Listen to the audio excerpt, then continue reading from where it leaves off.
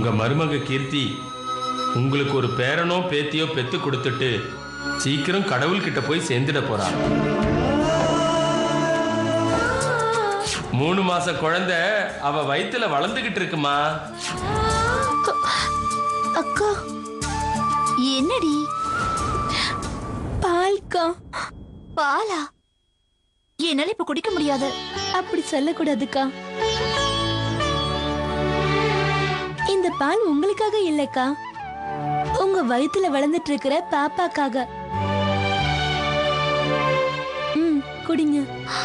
ஐயோ, அப்புறமா குடிக்கிற ராதா. தப்புக்கா. விரல் மாத்தி சாப்பிட்டா சாப்பாடு கூட விஷமாகும்னு சொல்வாங்க. அது சரி, நீயே ஒரு மாதிரியா இருக்க. ஒண்ணும் இல்லக்கா. எனக்கு குழந்தை பிறந்தா உன் மேல பாசம் குறைஞ்சிரும்னா? என்னக்கா இது? இப்ப எதுக்கு இந்த தேவையில்லாத பேச்செல்லாம்? உனக்கு இவ்வளவு நடந்து கூட எதுவுமே நடக்காத மாதிரி இருக்க. எங்க இருந்து வந்தது உனக்கு இவ்வளவு தைரியம்? உன்னோட விருப்பம் இல்லாமையே உன்னோட கழுத்துல அவங்க தாலி கட்டி உன் வாழ்க்கைய அவங்க நாசமாக்கிட்டாங்க ராதா. எப்படி எல்லாத்தையும் தெரிஞ்சுக்கிட்டு அமைதியா இருக்க? அக்கா ப்ளீஸ் பால் குடிங்க.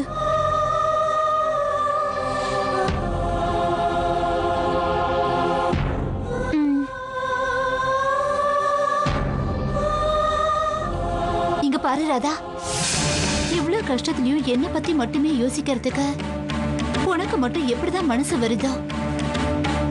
கர்ப்பமா இருந்தாலும் பொண்ணை பத்தி யோசிக்கிறதுக்கு நானும் எப்பவும் மறந்துடுவேன் நினைக்காத ராதா.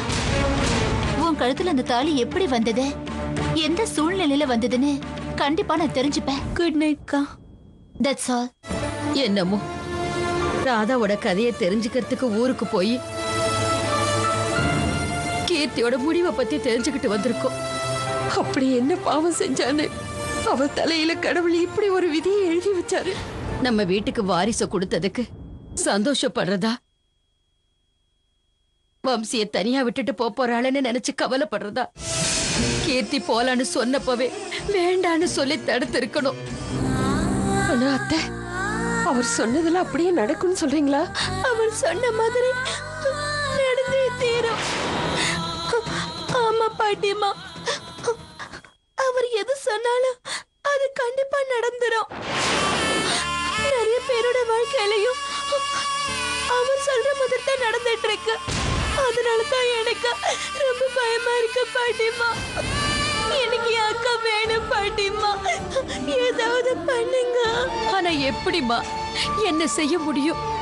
அந்த கடவுள் கருணை வச்சு அந்த வைத்தியர் சொன்ன இந்த ஒரு விஷயத்தை நிச்சயம் பொய்யாக்கிட மாட்டாரு. இப்படி அழுது கூச்சல் போட்டு இந்த விஷயத்தை கீர்த்திக்கு வம்சிக்கு தெரிய வச்சிடுவீங்க போல இருக்கு.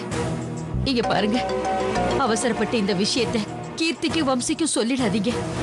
சரி, நம்ம 3 பேரும் இங்கேயே இருந்தா கீர்த்திக்கு சந்தேகம் வரலாம். நீ போய் தூங்குமா. போ. இந்த தரித்திரத்தை வெளியில துரத்திட்டு கீர்த்திய நிம்மதியா வாழ வைக்கலான்னா அவ நம்மளை விட்டு போய் இவன் இங்கேயே இருந்துருவா போல இருக்கு.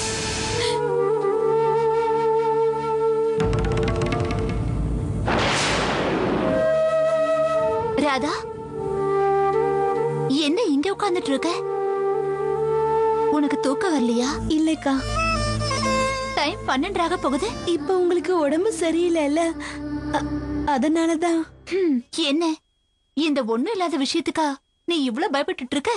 நான் என்ன செத்து போக போறேனா என்ன? என்னக்கா இப்படி பேசுறீங்க? இன்னொரு தடவை அந்த வார்த்தையை சொல்லாதீங்க ப்ளீஸ். சரி விடுறி. அக்கா, அக்கா என்னாச்சுக்கா? அக்கா, அக்கா என்னங்க குடிங்கக்கா. பரவாயில்லையா? ராதா, என்னடி என்னாச்சு? எதுக்கு இப்ப டென்ஷன் ஆயிட்டு இருக்க? யாராவது பார்த்தா என்னமோ நான் உயிருக்காக உண்மையிலேயே போராடிட்டு இருக்கேன்னு நினைச்சுப்பாங்க. படுத்துக்கோ.